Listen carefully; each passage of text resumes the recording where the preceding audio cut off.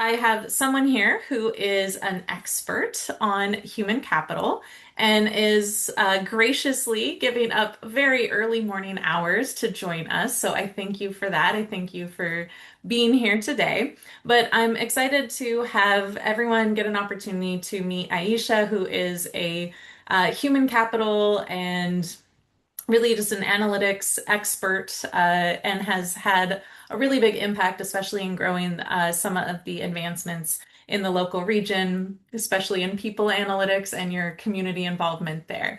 But I want to say thank you for coming, welcome, and give you a chance to introduce yourself, and then I will ask you some questions and try to leave some time for those in the class to ask as well.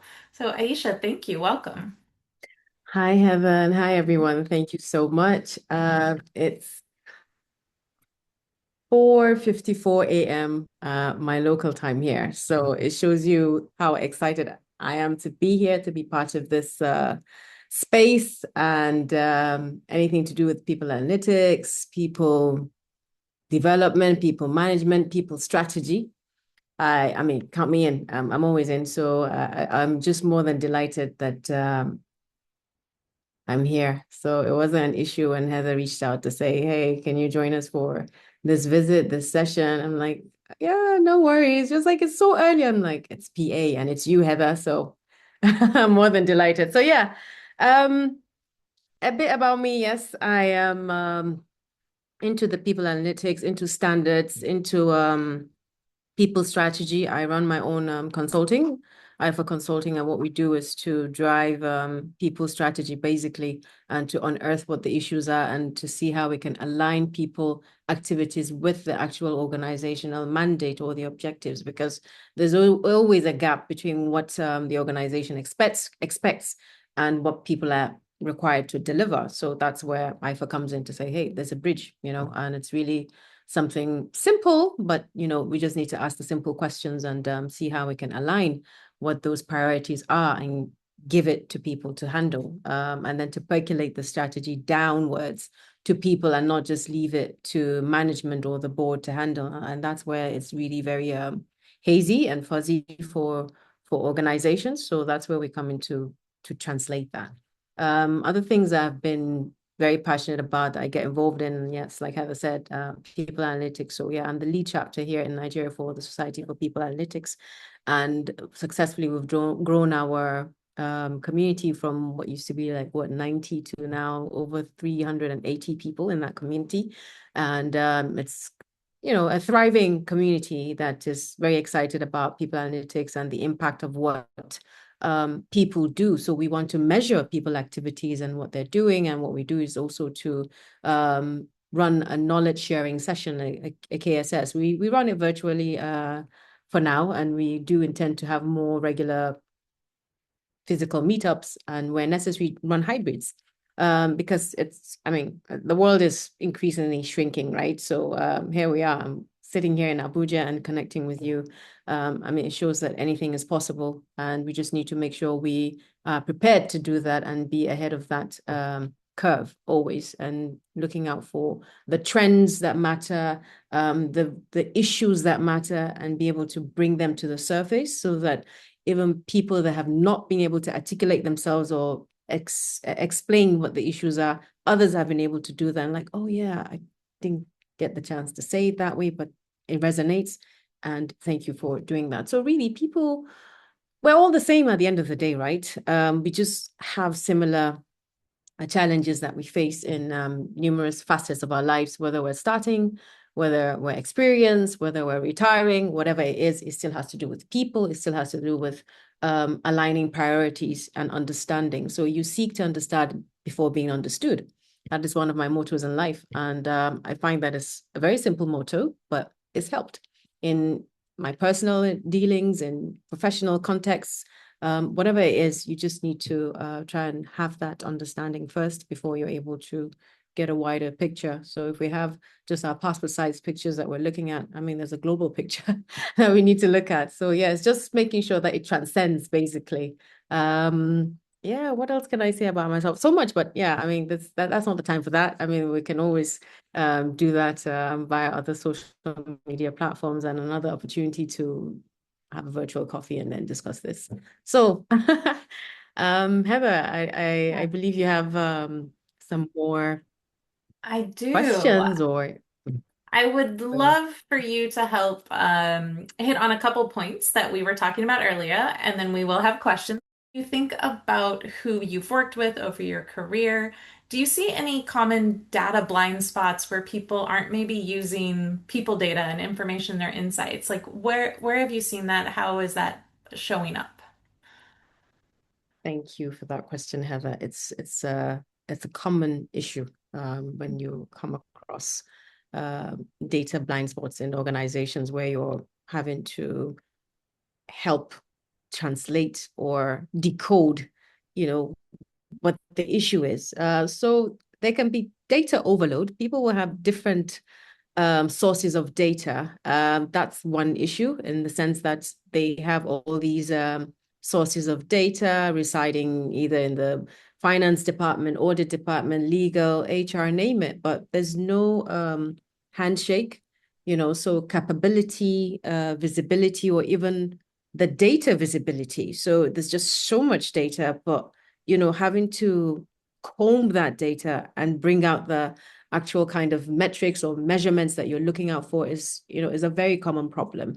And even experienced organizations that even have people analytics experts still encounter that because they need to be able to um, clean out the data and be able to make sure that it speaks the kind of expectations or be able to run the kind of analytics that is expected so that the outcome is generated based on what the decisions are.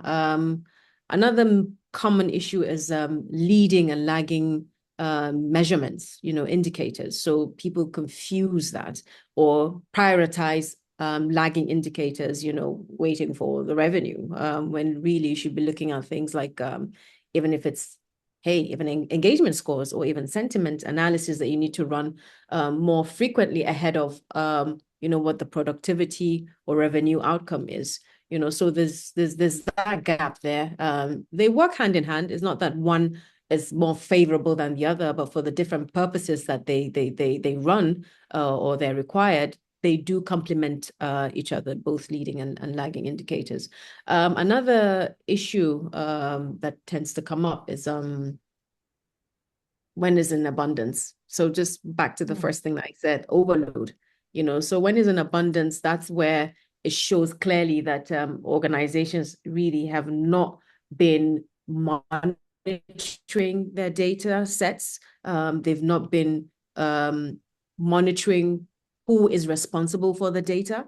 So it's just everywhere, but unstructured, and no one is taking care of it, and organizations sit on a gold mine, as I say. I mean, data is everything, okay, but it can be everything, but it can be nothing if you're not able to sift out the very important data. So if there's a pattern, there's a noise going on, pay attention to that. That's what I would say first, because you can't have so much data around you and not be able to sift it and be able to articulate right down to what the issues are. So it depends on what the organizational priorities are and who is responsible for that data, and the definition, the taxonomy around it, and things like that really, really matter.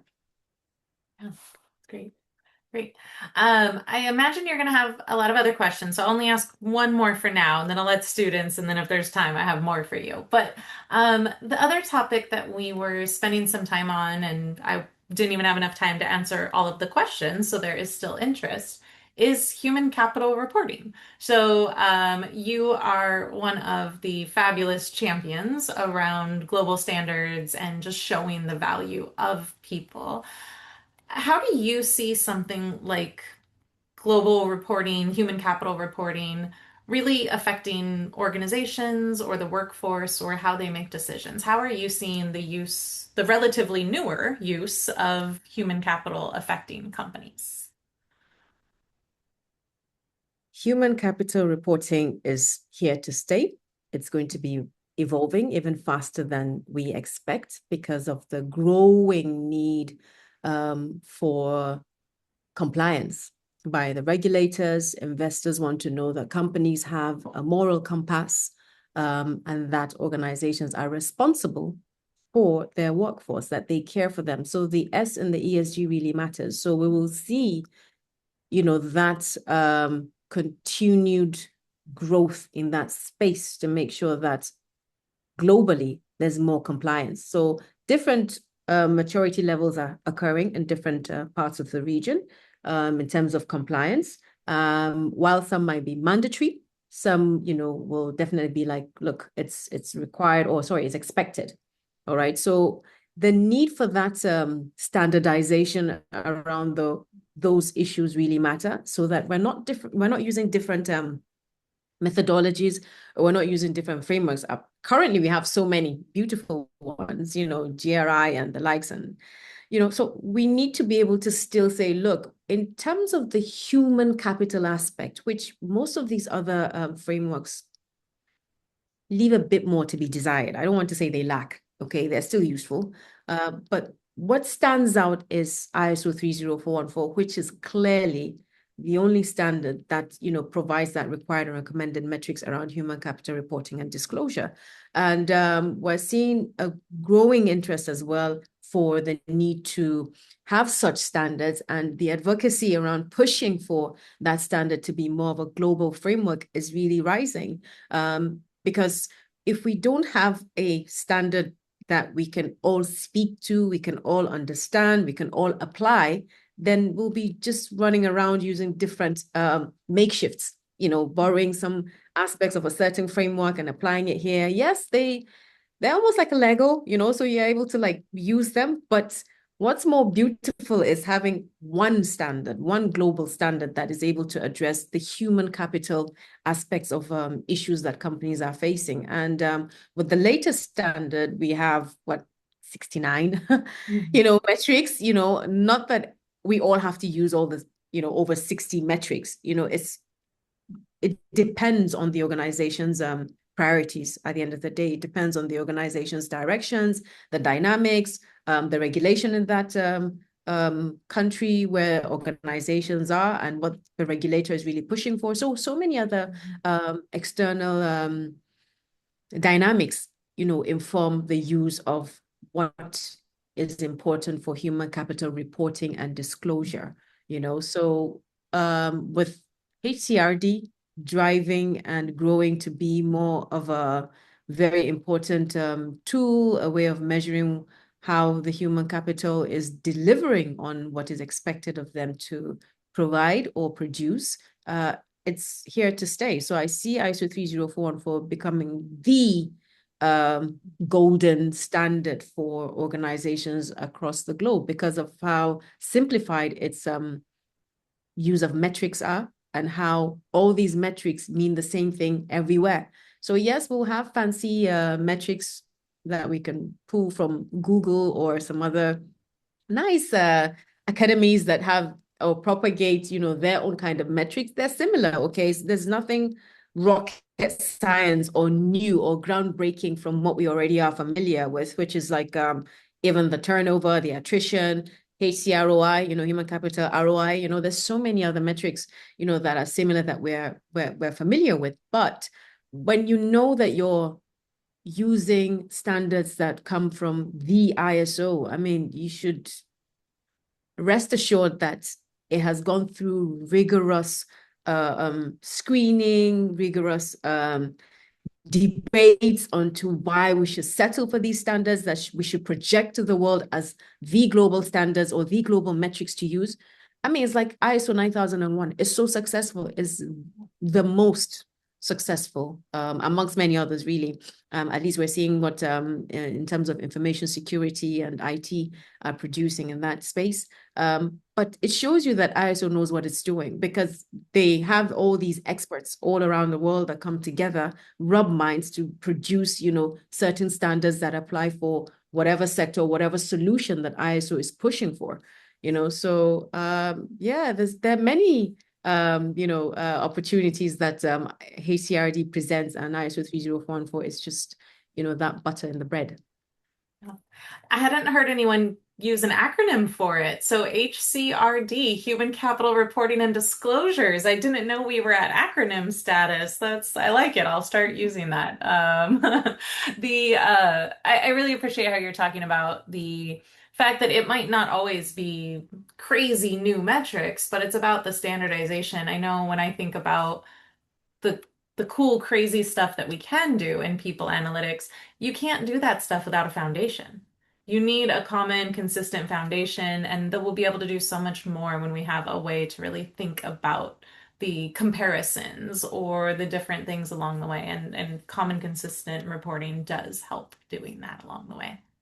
I'm going to let some students jump in with questions. If they run out, I'll ask some, but I have a feeling they won't run out. It's a common theme, it's a common thread, that happens across the different client needs or the organizations itself.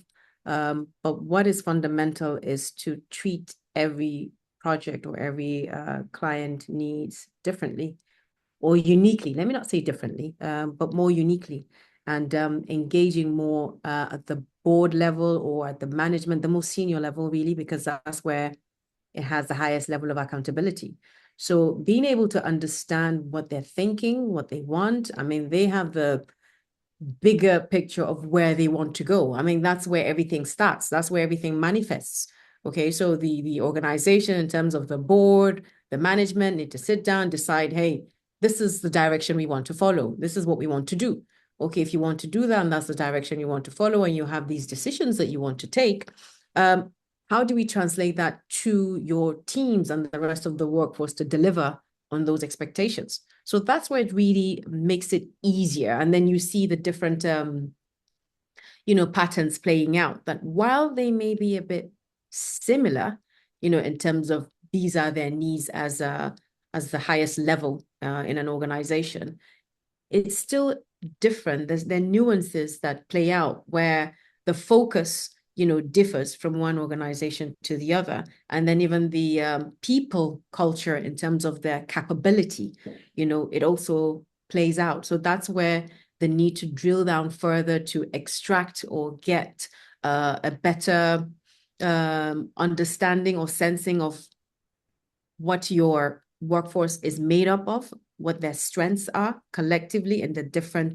departments. So how do you want them to be equipped to deliver on what, for example, organization A wants to, deliver on, I don't know, what, $10 billion in revenue, or they want to be the best in, a certain product and things like that. So their different needs at that level will really determine where that organization is going to head to. And one of the frameworks that I'm an advocate of is OKRs, because that's where you're able to translate from the highest level what your teams are expected to do, and they are part of the scripting of how they see themselves delivering on the expectations of the company.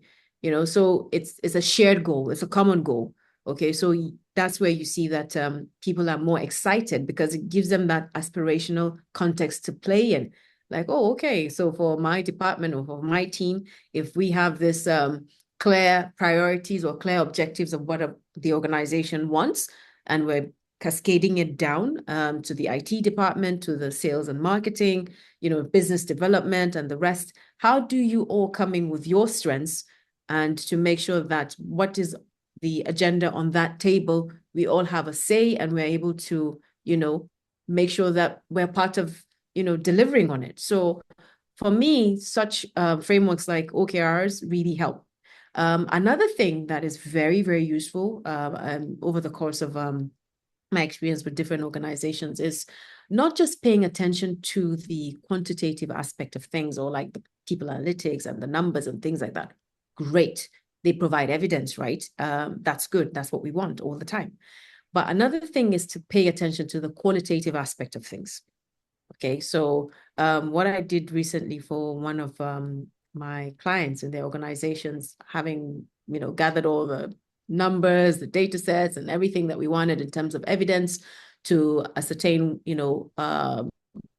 the health pulse of the organization in terms of the alignment in what people are doing and what the organization wants.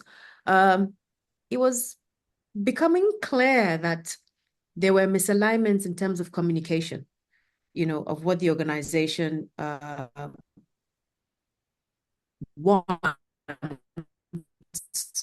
and what people were expected to deliver and coming through as expected. It was in terms of organic productivity across, the workforce, across different departments, but overall, it wasn't delivering on the, expected numbers in terms of, the revenue, for example.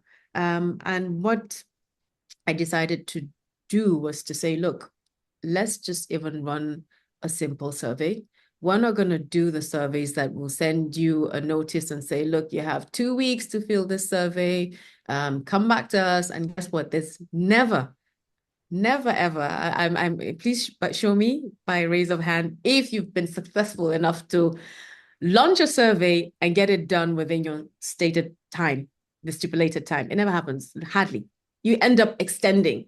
Oh, and you come in a bit firm, like, look, the deadline is closing and things like that. We're not going to reopen it, but then you still come around like, hey guys, we're going to extend it. You find yourself talking to the different departments and people like, hey, okay, we've reopened, the survey link. Can you just go there and fill it? So I realized, it wasn't working for me, over the course of my experience with surveys. And I'm like, no, I need to change that. So with this particular organization, what I did was just to use AHA slides, just like the Mentimeter or the Kahoots, because I discovered that, I can get real-time information instantly by just, scheduling different time slots with different departments and getting real data, real information about how they feel, what their challenges are. Numbers may not tell you in that human form, so we need to be able to combine both the qualitative and the quantitative data to be able to really ascertain how the workforce feels and if they're aligned with the organizational priorities. So with the survey, all I did was to run the survey instantly. I scheduled for the different departments time slots and got feedback real time. I just gave them maybe an hour for each department, just three simple four questions on what their challenges are, what excites them, what are the areas of improvement. Very simple. I didn't have to come up with like 10 questions and with different, tick boxes for them to fill. No, I made them just give me that information instantly. And of course, we made it fun. It was fun. I really needed them to be themselves, to be able to answer sincerely what those issues were. So, I put up those questions on AHA slides, just similar to what Kahoot or Mentimeter does. And I got my information within a week and I was able to churn out my reports, let's say in about 10 working days. So about 2 weeks, so the 2 weeks I would have given that extension and hey, say you're feeling this, but I was able to get every department to get involved, to give me their information or their data or their concerns or their feedback. And, like I said, within 2 weeks, I was able to deliver on the report and share that with the board, which they found very insightful. It had never been done before for them. So they really appreciated that, look, in addition to what the numbers are saying, they could see where the gap was. Like, yeah, now we understand why engagement is high, but productivity is low, because that means, there's something broken in the system, and we need to address that. So what are their concerns? And I was able to raise that to them. Thank you for that question. So my passion has always been, people, service. Okay. And my career has largely been in that space. I've worked in banking, I've worked in wealth management, I've worked in insurance, and in each of those sort of sectors or regions I've worked, even call centers, Vodafone. um, you can see that service is in it, to serve people and to understand them and to be able to get them to provide the level of satisfaction that is required for other people. Okay, so I did my BSc in business information systems. and my MSc in service management.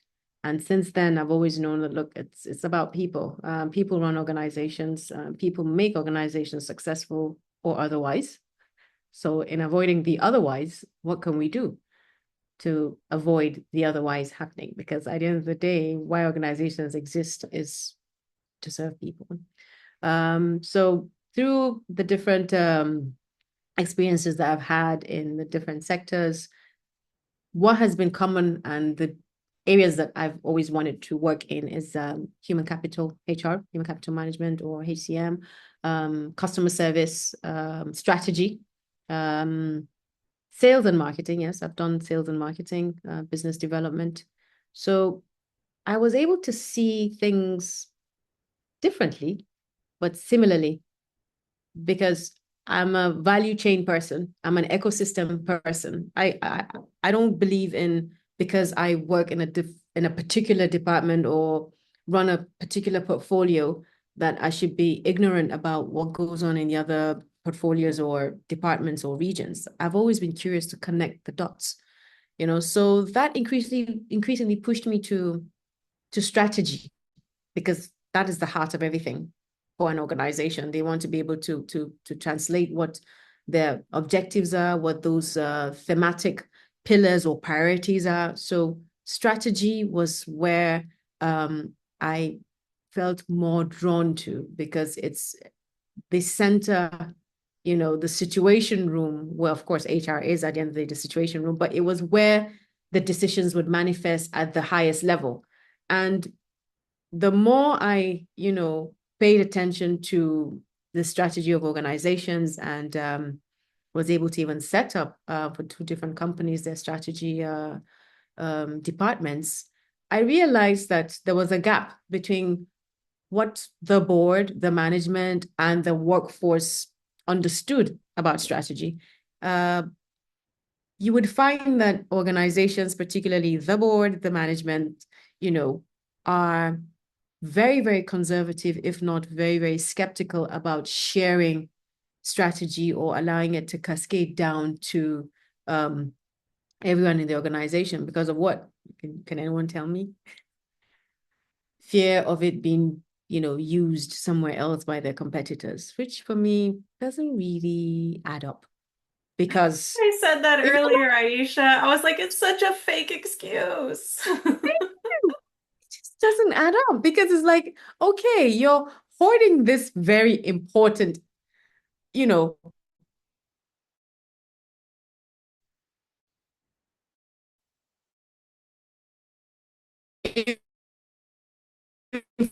information, direction, that's not even the right word, hiding, masking the strategy. How do they deliver on that? It just doesn't make sense to me. So I had just been a protagonist around that. Like, no, it just doesn't work that way. I mean, if you want us to deliver on the expectations of the company, there's no way you're going to keep hiding strategy from us. We need to be able to translate it down to everybody in the organization, right down to the janitors, right down to the security. Everyone needs to know what the organization is about and where they're headed, because we can't do this blindly. So I was one of those in my last place of work that made sure at the management level, I was able to introduce OKRs to say, look, if you're so scared about, people running away with your fancy strategy ideas, then we can use OKRs, where we are able to break down the strategy objectives right down to how people can contribute in delivering that. So it was successful. At least they were able to understand that, look, if we are using such frameworks or methodologies, then it's not so difficult. There's nothing strange or worrisome about, cascading the strategy down to everyone. So if you can use such frameworks, then yeah, we're okay with it. So since then, I've been able to do that for my clients and say, look, you need to break down that strategy right down to everyone. If you think that you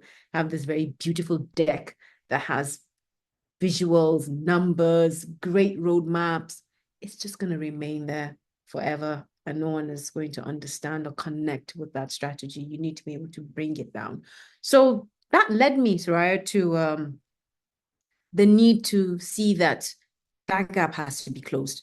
Because if we can have more people, and I'm glad you're asking, and I hope there are more people that will be interested in being those protagonists or advocates for like, hey, we need to break down that strategy right down to people, then you have an opportunity there, because so many organizations, as big as they are, as great as they are, they still have a bit of concern there. But if you can come in as a solution provider, to say, look, I have a way that everyone can be on board with this, and you don't have any concerns about your strategy being leaked. Okay, if your strategy is going to be leaked and you've kept it so beautifully in your deck, or in your documents, and nothing has happened, what have you achieved? Nothing. So if it has leaked, worst case scenario, and your competitors or someone else grabs it and they're able to do something about it, two things happen. One, it proves that, okay, your strategy is workable, but you were slow at executing. Secondly, it just shows that you were not fast enough and have not been able to really understand your strategy and the need to break it down and allow people to have access to it. So I'm also seeing now that organizations are bold enough to even share their strategies or their roadmaps for like the next 3 years, 5 years. Great. I really commend those organizations that are able to do that. It shows transparency. They're not afraid of their strategy. They're declaring it. It's out there. And we dare you to run with it. And that's the spirit of successful organizations. So if they're able to do that, then they should have no concern, because if their strategy is out there, it shows that this is who we are, and we dare you to copy our strategy and see how far you can go. So that means they have something already, that they're ahead of the curve, or they're ahead of their trajectory. So for me, that was, a space where I'm like, no, we need to stop this. And the people that suffer the most is the workforce. And like I said, I have a passion for people and seeing how successful they are in organizations. I'm like, you come hard on, people, and when we're having like monthly performance reviews, and you're literally going for the jugulars and saying, hey, you're not delivering on this. What happened here? What happened there?